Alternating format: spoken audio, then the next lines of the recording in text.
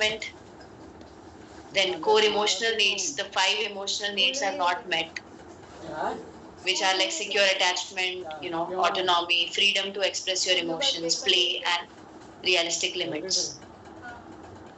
Then victimization, and you selectively learn unhealthy behaviors from your core caregivers. Without, obviously, that time we may not even think, we might just model these kind of behaviors. So these are different reasons to why we might have these maladaptive schemas. Any questions on this? So basically what I've covered is just these 2 points, that what schemas are and how do they develop. Obviously there are also different theories now coming about. Schemas can also develop. Maybe your climate, like your home environment, has been very, very helpful, but sometimes it is overprotective. Even that may not work. Some home environments where they are too nurturance based and too overprotective, even they can significantly, negatively impact you and then lead to other unhealthy schemas. Also, your societal interactions, what kind of relationships you have had, your romantic, non-romantic, all those associations, they also will contribute to certain schemas. So totally, if you look at, there are like 18 schemas which have been studied in schema therapy. 5 major domains and 18 schemas are there. Obviously, the goal of schema therapy is to identify these schemas and then work on it. You don't have to know the process of it right now. Right now, it's more introductory, just to understand that these are the schemas and we have to work on these schemas. So we are going to look at these schemas, which are divided into 5 main domains. So all of you should know which are these 5 domains. So we start with the first one. And in the book everything is given, so you will have a table also of these schemas, so that will be easier for you to understand. But the first domain of schema is disconnection and rejection. So domain 1 is disconnection and rejection. So obviously clients who fall into this schema, they are not able to have satisfying attachments with others. So they have probably their need for nurturance and belonging are not met. That's why disconnection and rejection. So there are 2 important points here. One is they do not have a satisfying attachment to others, and second, their need for love, nurturance, belonging are not met. Under this only domain 1, disconnection and rejection, you have the first schema, which is abandonment or instability, which we have seen in borderline personality disorder also. You would see abandonment or instability is where patients don't feel that emotional support. They think that others are going to be very unpredictable, people are unreliable, you cannot trust. So basically in abandonment instability schema, you think that people won't be available for your support and connection. Then under this domain 1 only, there is second schema, which is mistrust and abuse. As the name suggests here, clients might have this thought that others are going to hurt me, they're going to humiliate, cheat or lie to me. So in mistrust and abuse, you don't trust other people, you think that people are going to intentionally harm you. Right? So this is also very common. So we are looking at domain 1, which is disconnection and rejection, and in that first schema is abandonment, instability. Second is mistrust and abuse. Third, you see emotional deprivation. In emotional deprivation, clients think that their emotional needs will be ignored. So now emotional deprivation is also divided into 3. What kind of deprivation you think here? One is nurturance deprivation, that people won't provide you that warmth and affection. So some clients might think that they will be deprived of this nurturance. Some clients might think that they will be deprived of this empathy, where people won't listen to them. there is no understanding. I won't receive that understanding from others. And third is deprivation of protection, where others may not, you know, you may not get any guidance from others. You will have to fight your own battles. You will not get any kind of strength and direction and guidance from others. So this is also commonly seen again in personality disorders. You also see this in dependent personality disorder. So in domain 1, we have first one, abandonment and instability, second, mistrust, abuse, third is emotional deprivation, and fourth is defectiveness, shame. So here clients think that they are unwanted, they are inferior. So they are very hypersensitive to, rejection, criticism and blame. So defectiveness and shame is also pretty common. And the fifth is social isolation, where they have this fear that they'll be isolated from the rest of the world. People will think of them as different. So many a times in antisocial personality disorder or even in schizoid, you see elements of this social isolation and alienation. Schema therapy has worked extensively with personality disorders and it has proven to be very effective. That's why I'm giving you some references from it. So this is about domain 1, which is disconnection and rejection, and in that you have 5 schemas: abandonment, instability, mistrust, abuse, emotional deprivation, defectiveness, shame, social isolation and alienation. Any questions with this domain 1? Anyone has to comment anything?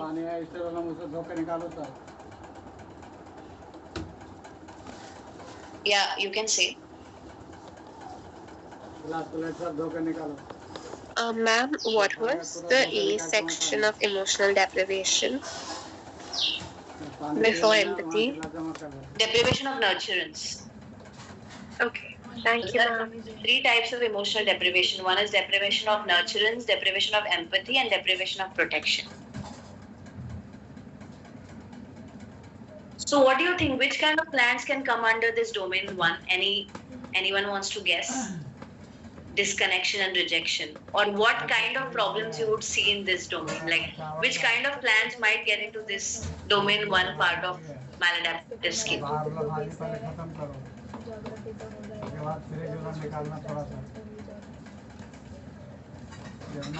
Maybe someone with antisocial personality traits.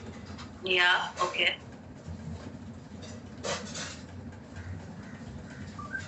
Yeah, borderline personality disorder also can come.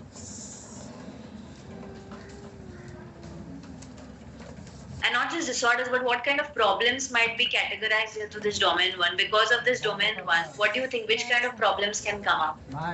Like distress related also are fine. Yeah, major relationship issues. That's very important. Relationship anxiety, commitment anxiety. You see, lot of times it comes from this domain 1. So schema therapy has actually worked on relationship effectiveness based on this domain 1. There's an entire workshop that they do. Mistrust in dating, especially mistrust abuse can also be seen in trauma, very commonly seen with trauma related concerns. I see defectiveness, shame a lot again in social anxiety. Emotional deprivation, again BPD you can see. In emotional deprivation you also see in, I did mention about dependent, but you also see emotional deprivation in anxiety disorders. Especially, when clients feel that other people cannot empathize with them, deprivation of empathy is commonly seen in anxiety disorders. Also, this entire point today about, I'm going to take control of my own life. So certain people who do not accept help easily. Like this may not be a disorder, but I see it in my practice that some clients just don't want to ask for help. And they think if they do ask for help, it's like they're looking, it's not like they look very weak and vulnerable. So I see for these clients, we have to work on emotional deprivation of protection. Because these clients think that no one is going to ever guide them or, protect them. So they don't even seek for help. And then it's very difficult for them to then function, right? Sometimes they just take too much pressure about everything. and they succumb to.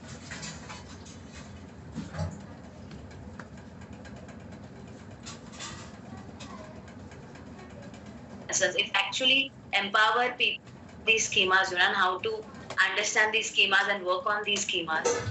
This is a very, very important preventive model. So with CBT, schema therapy can be even taught to people in general, just to make them more aware about their patterns and also how to cut through these patterns, how to break through these patterns. So it is a very important preventive emotional tool as well. So can we go ahead to domain 2, or do you want to discuss anything about domain 1?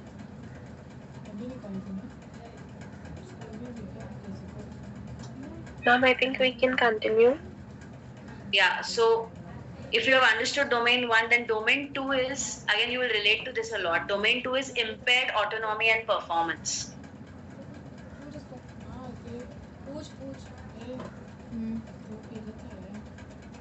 As the name suggests, impaired autonomy and performance. Here what happens is, when you're growing up, right, probably you are very overprotected. So impaired autonomy means what? That you are not able to probably fail on your own. Those experiences were not given. Like today I've seen parenting, sometimes the parenting is like very, very too protective. Like where parents or caregivers, they are always around the children. The parents do everything for these children. All the decisions are taken by parents. They're completely overprotected. This is one end to it. There is also another end to it where at the opposite extreme or hard, very, very, again, extreme parenting styles where children were not even cared for or watched over. They can do whatever they want, but this kind of freedom was also like impaired freedom only because they were not even cared for. So either it's like a very, very protective parenting style, or it's very permissive where you just allow them to do everything, but you are not even taking care of their needs. What happens when you are in such kind of a family environment? Your self-confidence is not developed. You don't know what to do when it comes to your own life decisions. You either are too dependent on your parents, or you are completely like, you're not even aware of how to make these decisions, because you're on your own, so you don't know what to follow. So what happens in this, that patients or clients are not able to create their own identities. They don't know only who they are. Like currently I'm working with a client, she goes through excessive anxiety. Again, working at a very good level, but her parenting style has been like, the parenting that she was exposed was so overprotective that she's 32 years old and she's not able to take decisions, like simple decisions, which color I can use for my own room. Even this decision she's not allowed to take. Or sometimes she doesn't even know what to take. To this extent, your independency is obstructed. That's why this is impaired autonomy and performance. Now under this domain 2 also there are types. So let's look at which types will come under domain 2, impaired autonomy and freedom. Sorry, impaired autonomy and performance. So the first type here is dependence incompetence. Obviously, if you look at this type, dependence incompetence, you will see that everyday responsibilities some clients are not able to handle. What to wear, which job to take, how to solve your daily problems. If I don't get a cab, what should I do? All these decisions also some clients are not able to meet. They feel very helpless. This, especially impaired autonomy and performance, I see largely with dependent personality disorder and even dependent personality traits. People who are completely dependent on someone else, you will see that they are not able to take their daily life decisions also. Even if, should I join a hobby class or not, that also they'll ask many people and then make that decision. So the type 1, like the schema type for this is, first one is dependence incompetence, where they are not able to take care of everyday responsibilities in a competent manner. Here, the next schema, which is a part of impaired autonomy and performance, is vulnerability to harm or illness. Again, you will relate to this. Vulnerability to harm or illness means what? Many clients think that they are going to get some disease. They have this exaggerated fear that something bad is going to happen to them at any time, and no one will come to prevent it. Like what something bad will happen. So 3 categories are given. Some clients think that some medical emergency will happen in their life. Someone will meet with an heart attack. They'll get AIDS. Like currently, I was working with a client. Every report was normal, but he has this constant belief and thought that he's going to get AIDS. This is like complete anxiety that I'm going to get AIDS and my life is going to be very less. So this is what I see in him: vulnerability to harm or illness. Again, he has been brought up. If I look at his history, also clear signs are there. This schema therapy is very relatable. You will see in the history, you will find the parts to it. Like with him also, completely overprotected, over-sheltered from all kind of issues. People made decisions for him. Gladly, they were all helpful decisions, but he doesn't know what to do now when he's dealing with some unfortunate events of his life. So he has this medical kind of a factor that I'm going to get some disease. Then under vulnerability to harm or illness only, you also have emotional catastrophes, where some clients think that they're going to go crazy.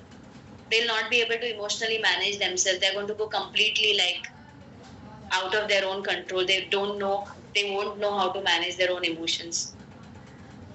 And then the C part of this vulnerability to harm is external catastrophes, where you think that you will get into a plane crash, you'll have to suffer earthquake, some elevator is going to just collapse and you will die, or you will go through some criminal attack. I have not seen external catastrophe so much in my practice, but these two definitely: medical catastrophes and emotional catastrophes. Again, anxiety disorders, especially generalized anxiety, health anxiety, I see this a lot: vulnerability to harm or illness. And if I look at their parenting also, I'll find either they were too protected or there was nothing. People were not even available for their care. Everything they had to do by themselves.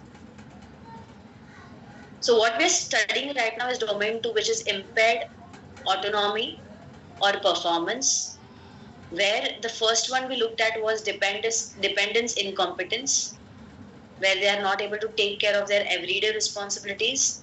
Then the second type we looked at is vulnerability to harm or illness, where they think some catastrophe is going to happen and they will not be able to prevent it. Here there are 3 types. One is medical catastrophe, some medical illness. Second is emotional catastrophe, where they think they won't be able to manage their emotions. And third is external catastrophe, like external disasters or unfortunate adversities like criminal attacks and airplane crashes. So this is also very common. In phobias also sometimes you will see this: vulnerability to harm or illness. But most common in anxiety disorders. Then the third schema type under impaired autonomy and performance is enmeshment or undeveloped self. Basically, enmeshment is what?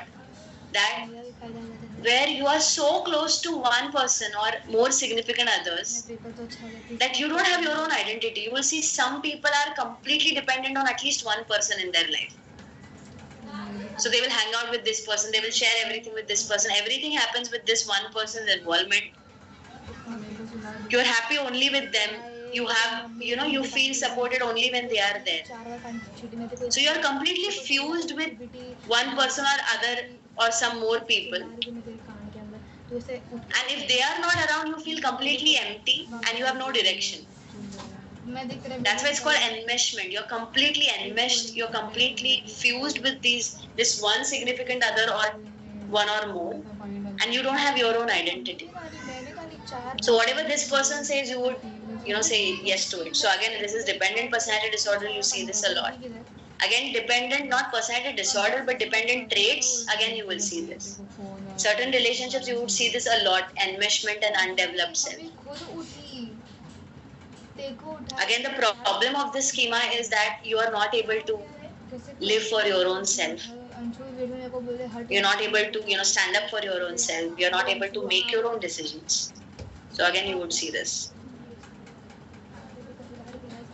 So we are looking at domain 2 again, impaired autonomy and performance. The first one again was dependence, incompetence. Second is vulnerability to harm or illness. Third is enmeshment or undeveloped self. Now the last one under domain 2 is failure. Here the belief is that I am just going to fail in everything that I do. You think you are fundamentally inadequate and you are not going to achieve anything. Basically, you think of yourself as a failure in this. And you predict the future also that you're going to fail. So whether it is your achievement in the areas of school or maybe career or maybe sports or maybe hobbies, you think you're going to fail. You are very untalented and you are going to be less successful than others. So these are the 4 schemas under domain 2, which is impaired autonomy and performance. Again, you have to remember the common theme here is you did not get an environment where you could challenge yourself healthily with rational support from your caregivers. You did not have this kind of an environment. So we looked at 2 right now. First domain was disconnection and rejection, where the theme was you don't have a secure attachment. So the types under domain 1 were abandonment and instability, mistrust, abuse, emotional deprivation, defectiveness, shame, and social isolation, alienation. Any questions on domain 2, domain 1 anyone has?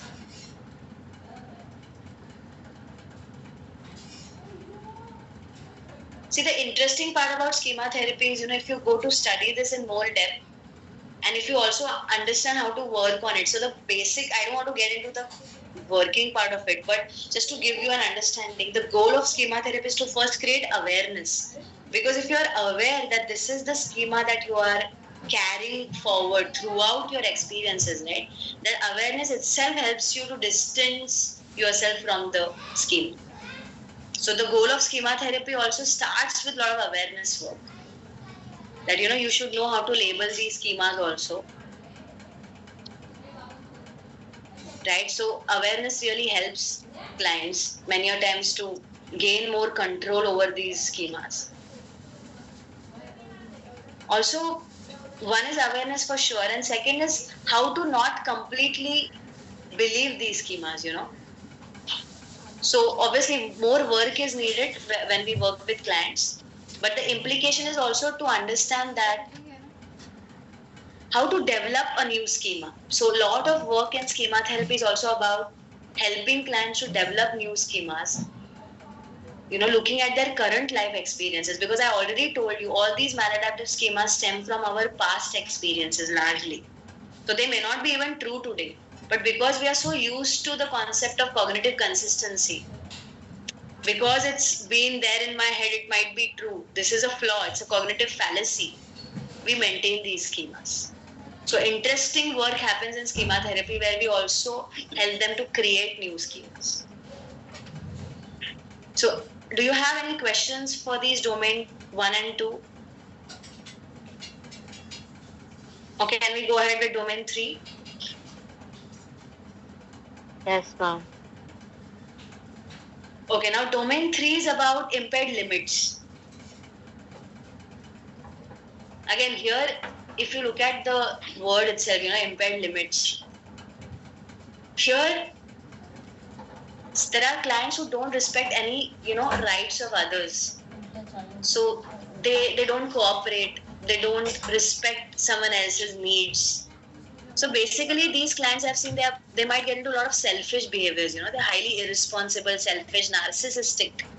So they have typically grown up in families which have been very indulgent. Entitlement issues are there. I don't deserve this, or this is much lower my standard. So you feel very entitled. Unfortunately, you also got a family response which was very permissive, do whatever you want kind of a thing.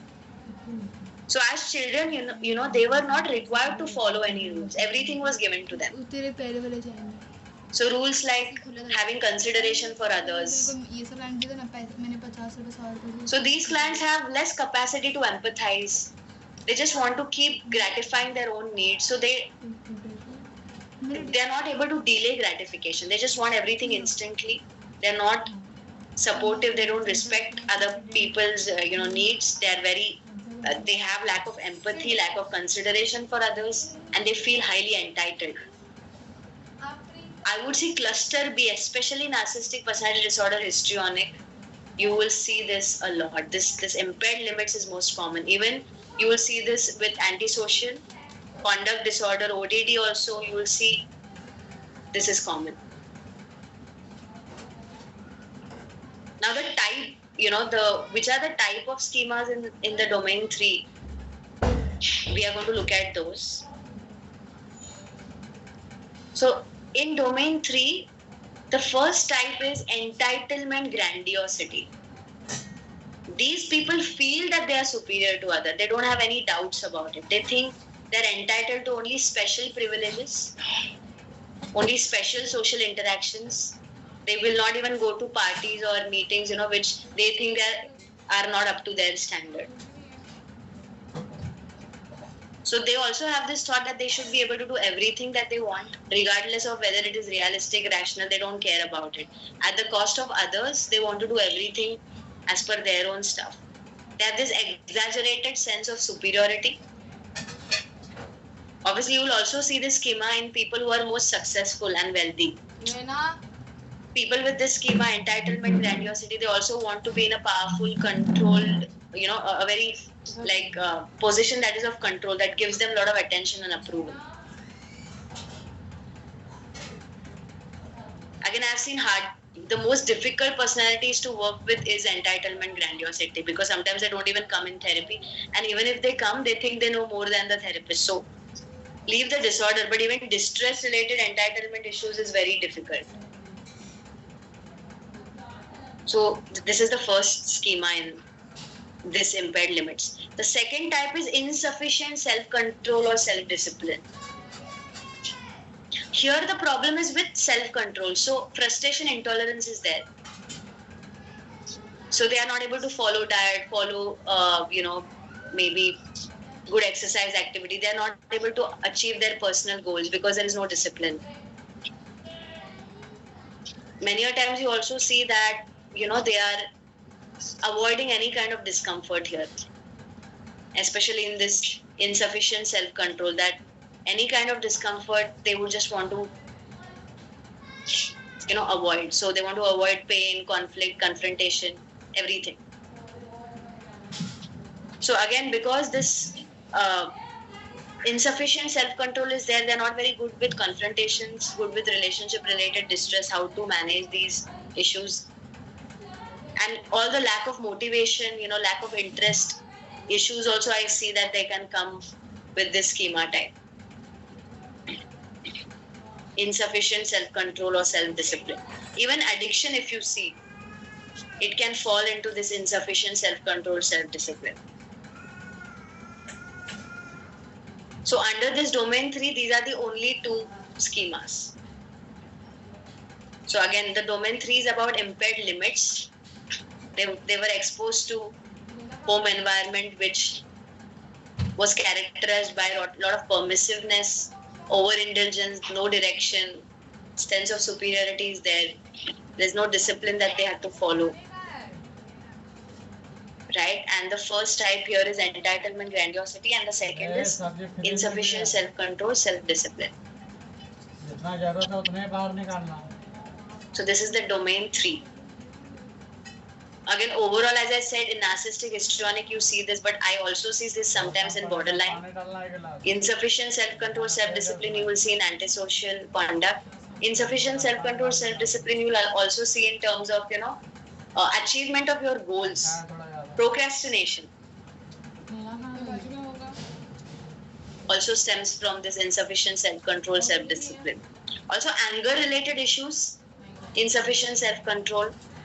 Even self-harm related behaviors, sometimes you can see insufficient self-control. Many clients say that they are not able to take emotional pain, so they would want to engage in some self-harm, behavior. So you will see this schema. Any doubts on this? Anything you want to ask or say? This is the third domain, impaired limits.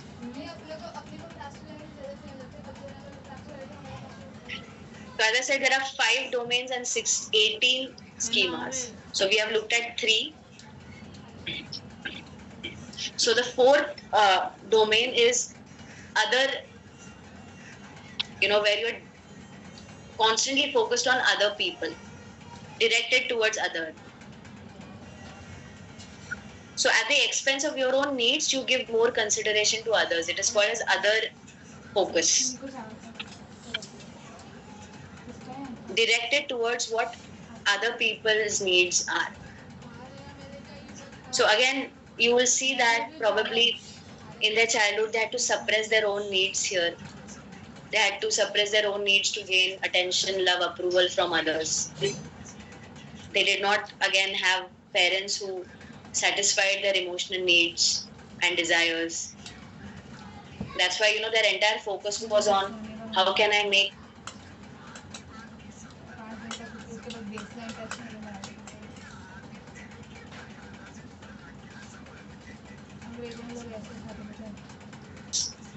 so the first schema under this other focus is subjugation. The meaning of the word subjugation is when you don't consider, when you suppress your own needs. So here subjugation means what? Subjugation of your own needs, your own desires you are not fulfilling or expressing to the other person, and subjugation of also emotions. You don't even express certain emotions like anger. So subjugation means you suppress 2 things here: needs, your own desires, and your own emotions. So people who have this subjugation schema, they might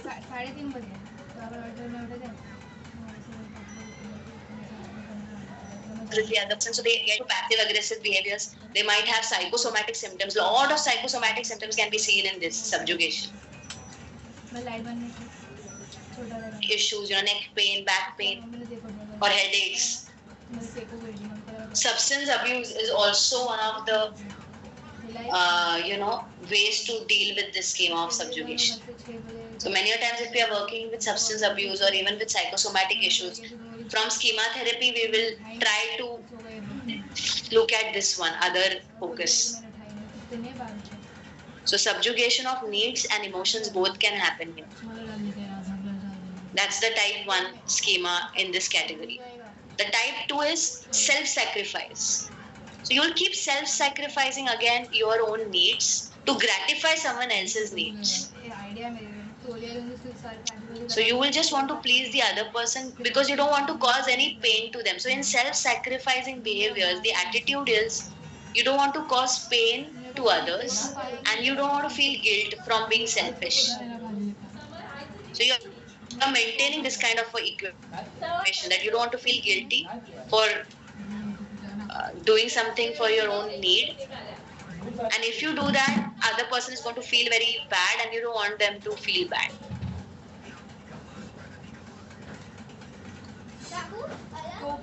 So again here there is a lot of sensitivity to the pain of others. You are sometimes again over responsible, you're taking over responsibility for someone else's hurt and pain, and that's why you don't take care of your own needs here again. Self-sacrifice, many a times you see again in dependent personality. Also clients who are very non-assertive, people-pleasing tendencies, and they're extremely non-assertive. There also you would see self-sacrificing tendencies. So under this domain 4, which is other focus, the first one is subjugation, second is self-sacrifice, and the third is approval seeking or recognition seeking. So here you just want to seek that attention, recognition, approval from other people. And the problem is you don't have a secure sense of self. You don't know who you are. You don't accept yourself completely. That self-esteem is not there, so you rely on other people's reactions. That's why, all these social media influencers also, if their reel is not working, if they don't get that kind of hits on their reel and their YouTube shorts, they feel very, very low and they think of themselves as failure. This is one of the reasons for it. That approval seeking is only coming from others. So whether you're socially accepted, socially admired, socially are people thinking of you as a highly successful person, that matters to you the most. Again, here you will see hypersensitivity to rejection. That's why they want to keep getting that approval from others. So this other focus, or when you are having this other, directed, your entire attention is towards the other people, then you might get into subjugation, you might get into self-sacrifice and approval seeking or recognition seeking. This is the domain 4. Again, under domain 4, you have this 3 schema.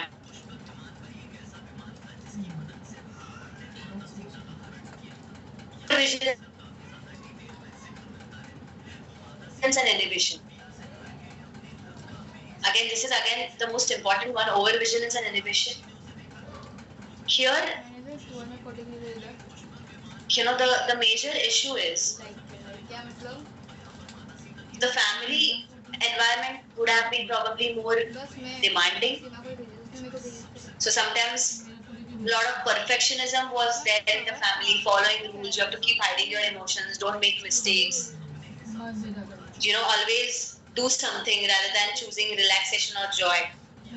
So in this last schema, which is over vigilance and inhibition, you will see that clients think that if something bad is going to happen, so they have this constant undercurrent of negative attitude. Pessimism is the focus here. So they keep worrying about things. They are very negative and pessimistic about life situations, and they're too vigilant all the time. So over vigilance is what they're looking for trouble. It's like something bad is just going to happen now. That's what the thought process is. So the type 1 under it is negativity, pessimism. Again, here people might just focus on the negative aspects of life. There is going to be death, pain, loss, conflict, guilt, betrayal. So they'll just focus on the negatives and neglect the positives.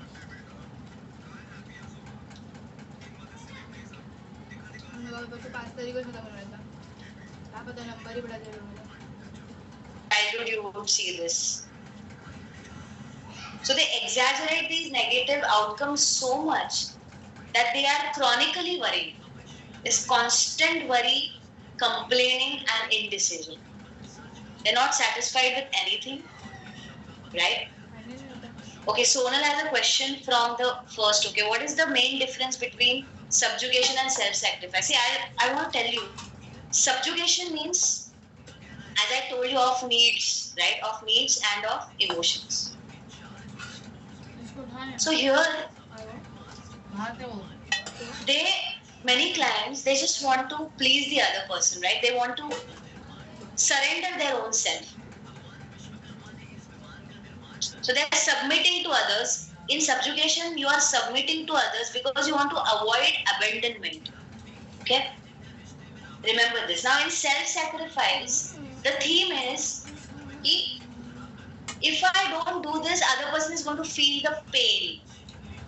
And if I don't do this, I'll feel guilty for being selfish.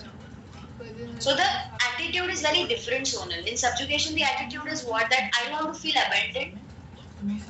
Because if I retaliate, if I tell them that I'm angry, some may not like it and they might just abandon me. I don't want to feel that abandonment.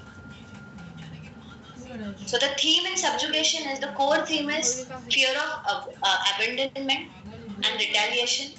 And in self-sacrifice, the theme is, I don't want to cause harm to others or pain to others, and I don't want to feel guilty from feeling selfish. Are you clear, Sonal? This is the difference. Yes, ma'am.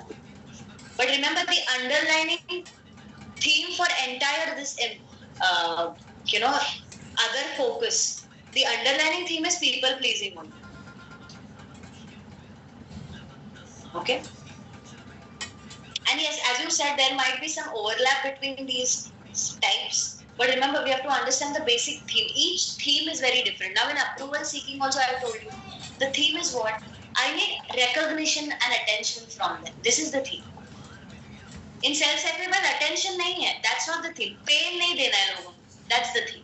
So the themes are very different in each schema. Though there is underlining one pattern that you would see. So coming back to domain 5, which was over vigilance and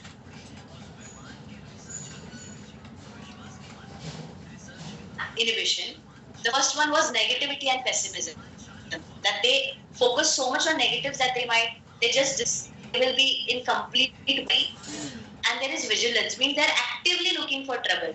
Even if something good is happening in their mind, the next thought is ab bura kab hoga. So they are waiting for bad things to happen. Or as if they are prepared कि अभी तो बुरा होने ही वाला है.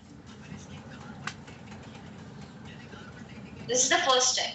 Now the second type under domain 5 is emotional inhibition. Here what happens? Spontaneous feelings they want to inhibit. Like in life when we are living life, we get spontaneous feelings like anger.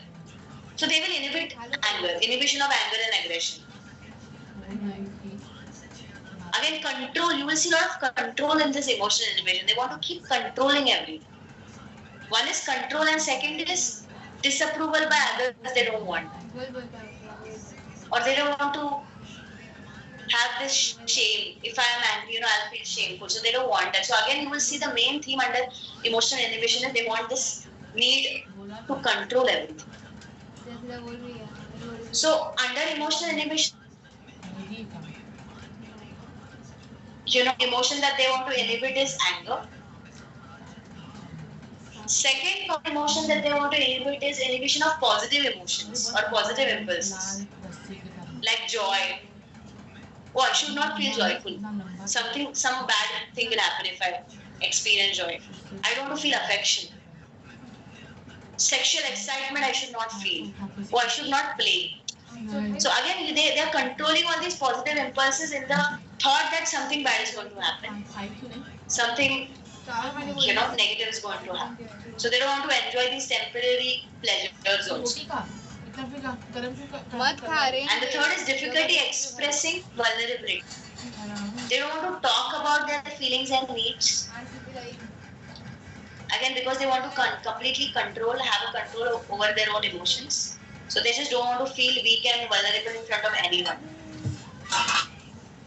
And under this only excessive emphasis on rationality is there. They'll keep rationalizing everything without giving any regard to emotions.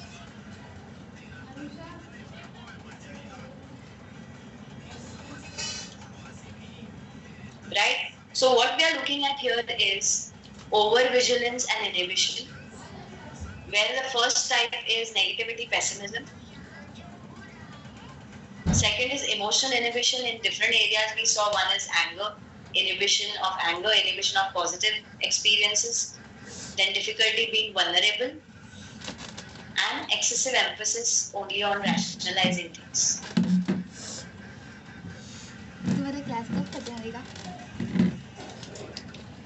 So these are the two. And the third schema under over-vigilance and inhibition. Test पहले अच्छा नहीं आएगा इसका Criticalness. मतलब word itself you will ये क्यों लेके आए फिर अच्छा लगता है कागज और उसके नहीं फूकता बहुत मस्त है मेरे को फुकाने पे देखो about others. Completely unrealistic. They themselves cannot achieve all that. So again, perfectionism comes here. That they just want. Again, you would see a lot of these clients. They are giving up on their relaxation time, giving up on their pleasurable time because they just want to keep achieving and being perfect all the time. And in this only hypercriticalness, you will see rigid rules. Again, as we have learned in CBT and REBT also, demands and shoulds. They'll have these demands and shoulds about themselves, others, about religious things, about moralistic things, about cultural things. So they are greatly driven by these rigid rules. And they just want to keep accomplishing more and more and more and more. There's no full stop to accomplishment. So they are preoccupied with their time and efficiency. They will overwork and overschedule themselves. They are preoccupied with their time and efficiency. Again, if you look at it very clearly, over vigilance and inhibition, the entire theme again is pessimism. And having that kind of complete control over things. So the first type we looked under this was negativity, pessimism. Second is emotional inhibition. Third is hypercriticalness. And the last one under domain 5.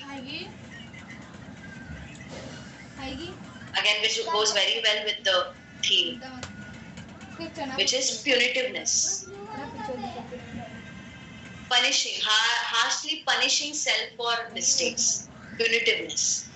So you get angry on yourself, you get impatient with yourself, you get intolerant with your own self. Sometimes even with others.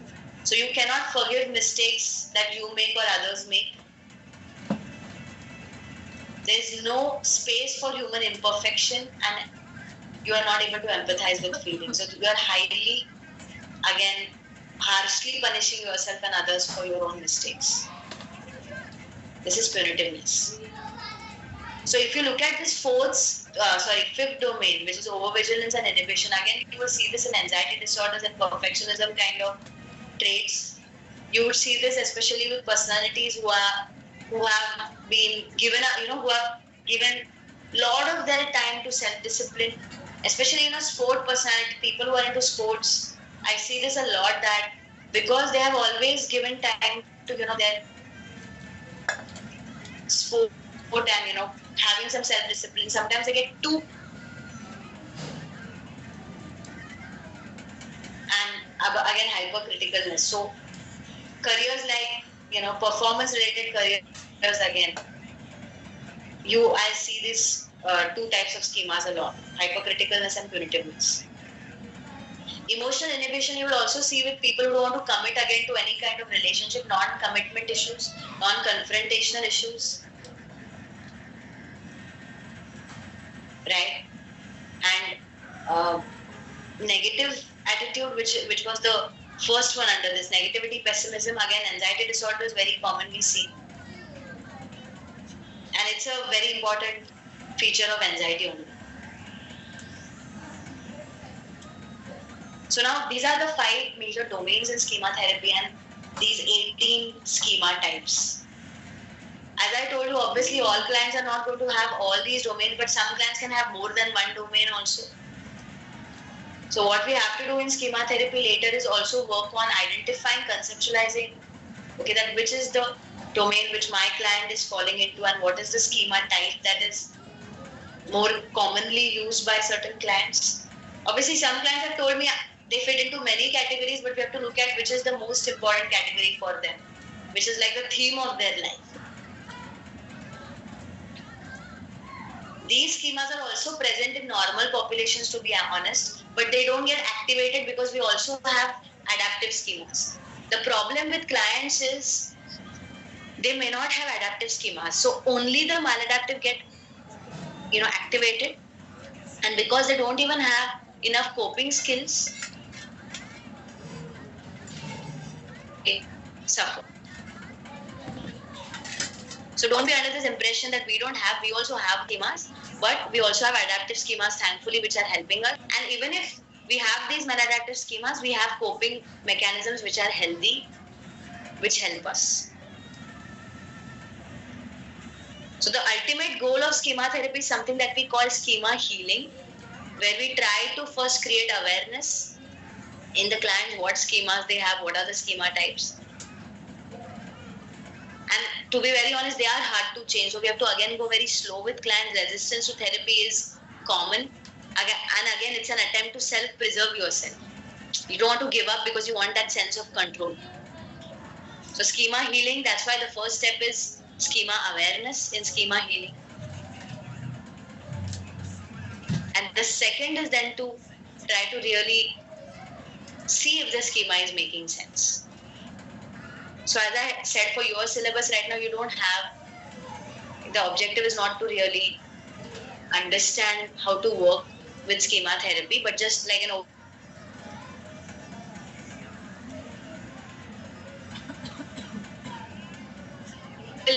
cope with.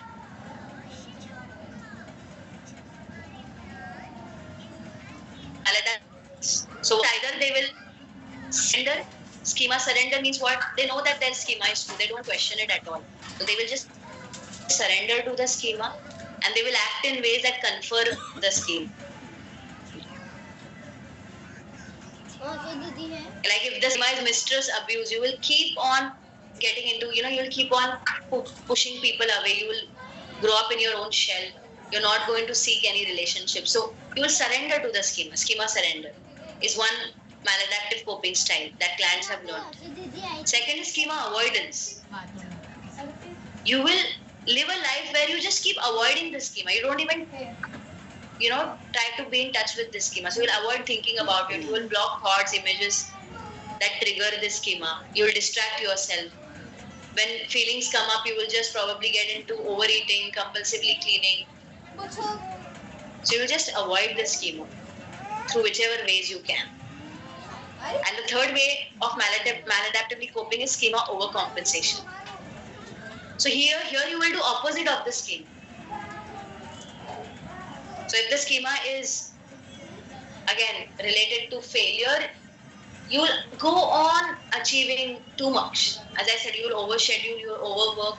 So you will overcompensate by doing the opposite of the schema. So if the failure schema tells you I'm a failure, you will go on doing other things which will prove otherwise. You will go on overachieving. But in a way where it is abusive, where it is not going to be helpful for your growth.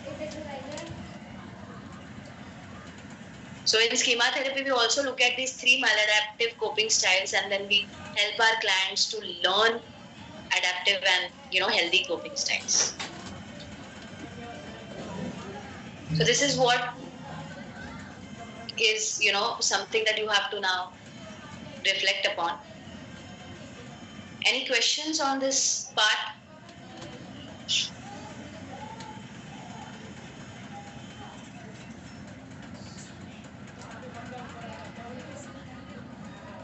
Any doubts, any questions?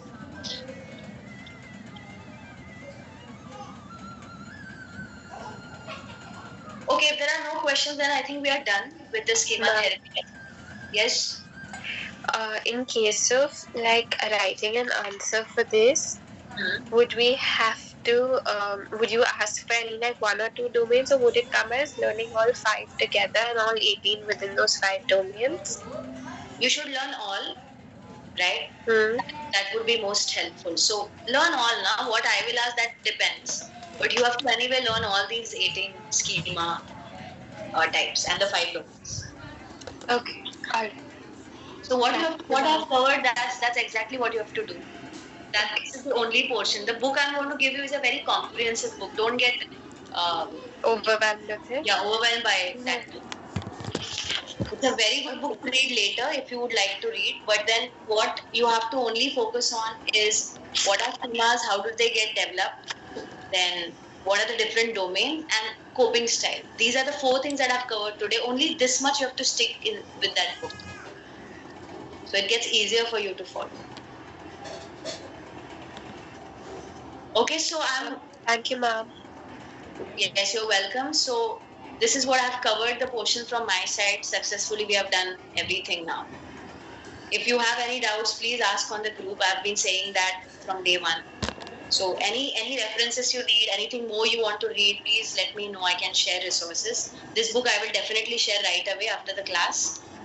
And your questions, yes, that's one thing I have not done yet, which is giving feedback on the answers, which I will this weekend. I'm putting that on my calendar so that I don't forget. And it's been great teaching enjoyed a lot with all of you. Hopefully, I really want to meet again once offline. Let's see when we can plan that. Okay, have a good day, everyone. See you. Bye. Thank you, ma'am. Bye. Thank you very much, ma'am. Thank you, ma'am. Bye. Thank you.